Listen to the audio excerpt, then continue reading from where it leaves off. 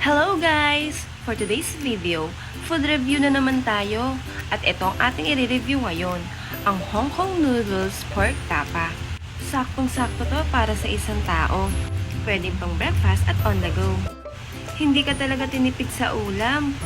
Samahan mo pa ng Java rice. Itsura pa lang talaga matatakam ka na.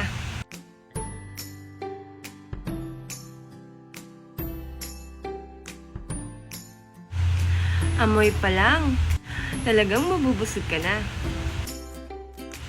May kasama rin pala tong suka saka chili oil. Talagang gaganahan ko sa pagkain. Tara, tikman natin.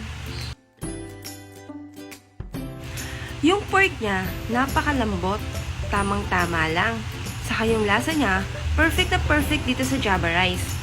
Kahit nasa sasakyan ka, pwedeng-pwede mo tong kainin kasi ang ganda ng lalagyan niya. Kaya ano pang hinihintay nyo? Bilhin nyo na to dito sa Hong Kong Noodles and Dim Sum House, yung kanilang pork tapa. Marami silang branch. Search nyo na lang sa mapa. Maraming salamat!